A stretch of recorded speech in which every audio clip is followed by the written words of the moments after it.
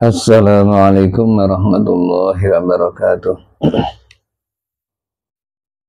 Bismillahirrahmanirrahim. Alhamdulillahilladzi an'amana bi ni'matil iman wal islam wa afhamana bi ulumis syari'ati wal ahkam. Asyhadu an la ilaha illallah al-malikul alam wa asyhadu anna sayyidina Muhammadan abduhu wa rasuluhu khairul anam. Amma ba'du fala haula wala quwwata illa billah.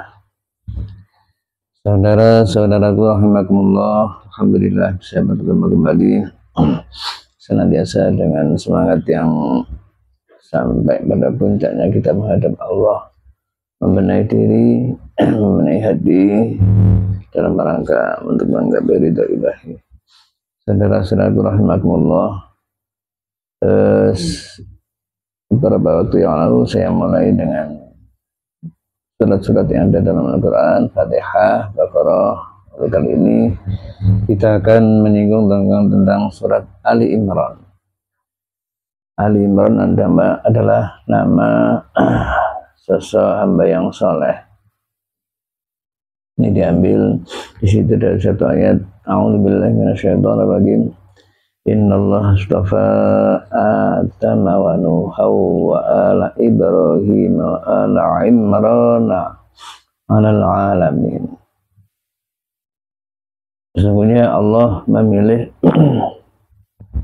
Nabi Adam, dipilih menjadi nabi di antara hamba-hamba Allah, di antara para manusia, dan kemudian memilih Nabi Nuh, yaitu diistilahkan bapak kedua.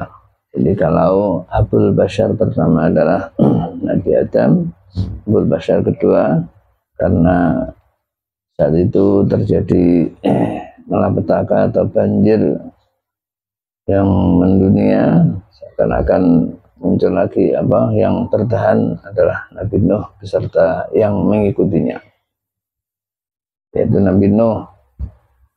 Kemudian wa ala Ibrahim, keluarga Nabi Ibrahim, yang mana keluarga yang menurunkan para nabi.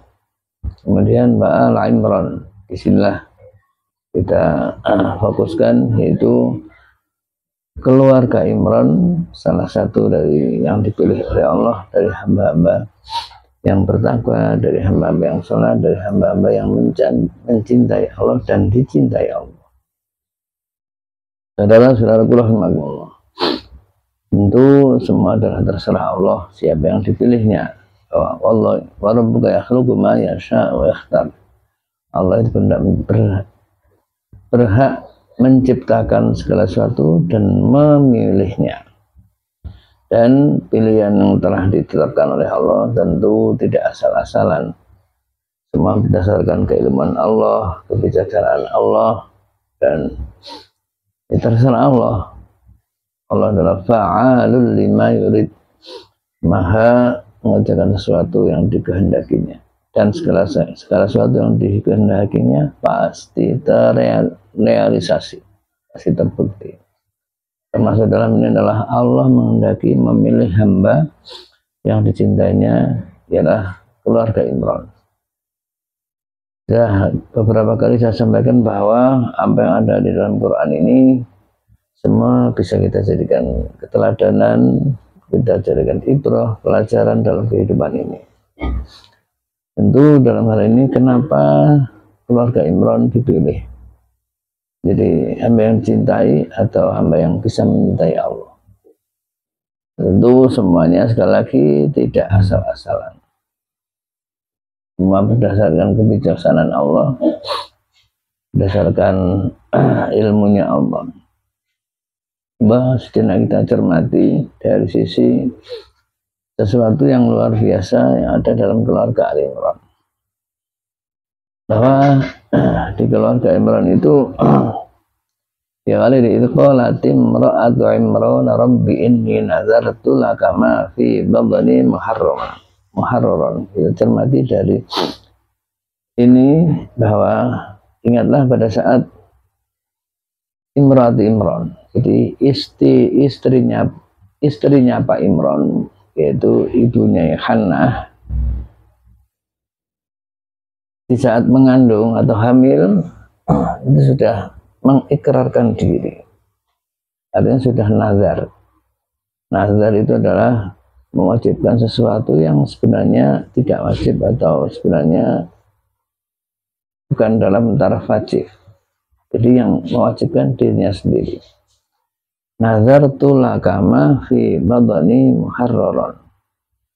Jadi Bunda Hana di saat hamil menazarkan apa yang ada dalam kehamilannya atau dalam perutnya, artinya calon bayi atau calon anak yang akan lahir ini sudah dinazarkan untuk dibebaskan.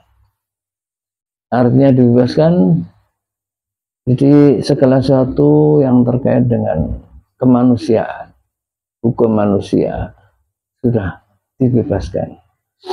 Artinya ingin difokuskan dalam hal kehidupannya, kegiatannya, dalam segala sesuatu yang menyangkut dengan kegiatan dalam hidupnya yang akan dijalani oleh si bayi itu atau calon anaknya itu, sudah dinyatakan bahwa kehidupannya nanti akan diwakafkan, akan difokuskan untuk mengabdi kepada Allah, yaitu akan mengabdi kepada Baitul Maqdis, tempat ibadah pada saat itu. Coba sejenak kita cermati bahwa bagaimana si orang tua kok sedemikian tekadnya punya calon anak masih dalam kandungan, sudah dinazarkan, sudah diwakafkan, seakan-akan sudah pokoknya anak ini besok kehidupannya akan saya bebaskan yang berhubungan dengan kemanusiaan, tapi saya arahkan untuk khusus untuk mengabdi kepada Allah. Artinya apa? Benar-benar mutlak kehidupannya untuk diwakafkan, untuk dicurahkan dalam pengabdian kepada Allah. Jadi intinya kalau sekarang mungkin bisa diistilahkan akan mengabdi kepada tempat ibadah Baitul Maqdis pada waktu itu. Jadi bisa dibilang mungkin jadi marbot atau pokoknya segala sesuatu yang berhubungan dengan kegiatan ibadah di Baitul Maqdis.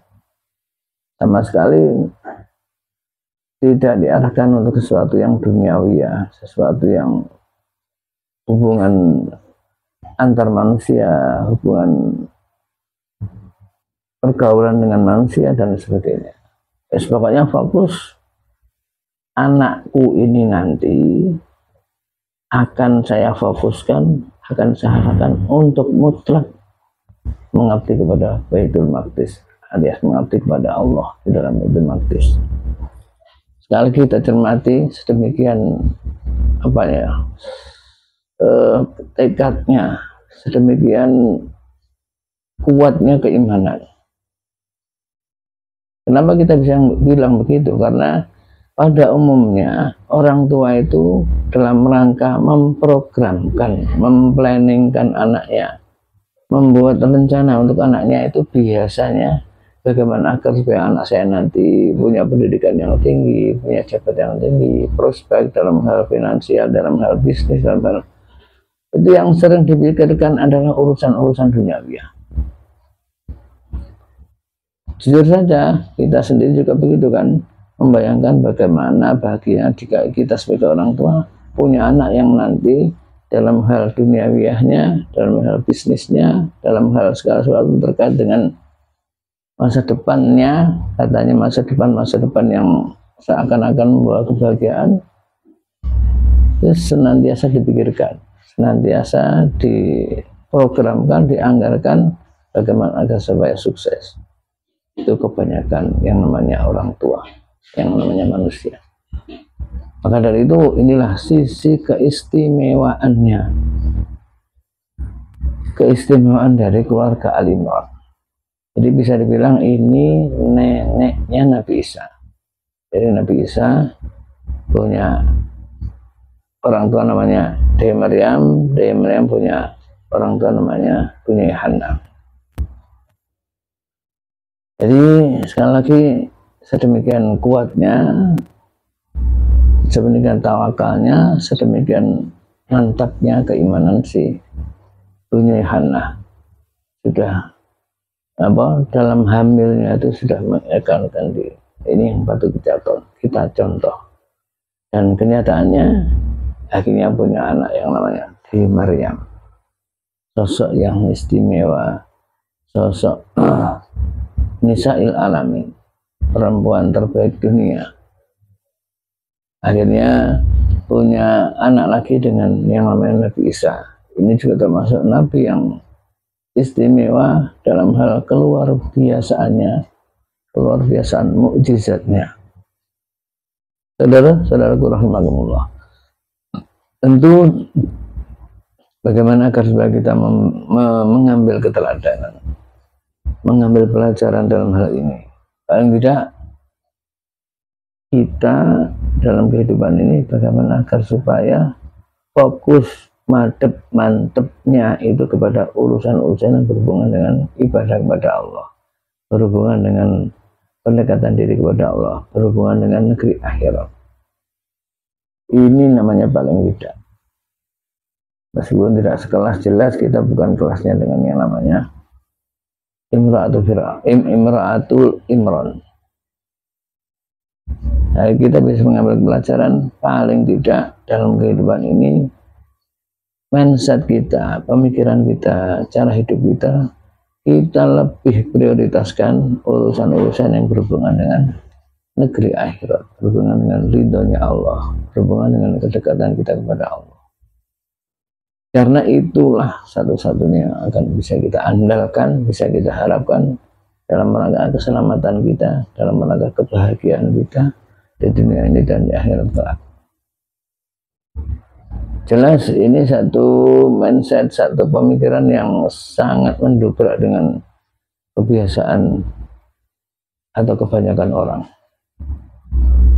Jadi yang saya sampaikan tadi, kebanyakan orang yang dipikirkan urusan duniawi, bagaimana agar semua anak cucunya nanti prospek sekali, menjanjikan sekali dalam hal urusan duniawi.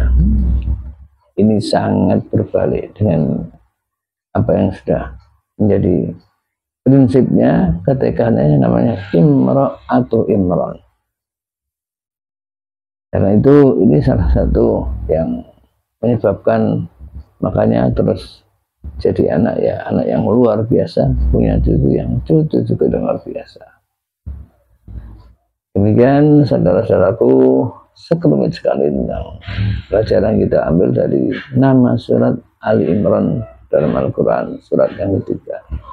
Semoga sedikit sekali ini memberi pencerahan, akan mampu menggiring kita, mengarahkan kita bahwa bagaimana agar supaya arah dan tujuan hidup kita itu sesuai dengan apa yang diberikan oleh Allah, yang ditetapkan oleh Allah, bahwa kita harus memprioritaskan urusan akhirat dari bahasa urusan duniawi, urusan ibadah dari bahasa urusan duniawi, urusan pendekatan diri kepada Allah daripada urusan yang berhubungan dengan para manusia. Demikian sekelumit, wal afu minkum. Assalamualaikum warahmatullahi wabarakatuh.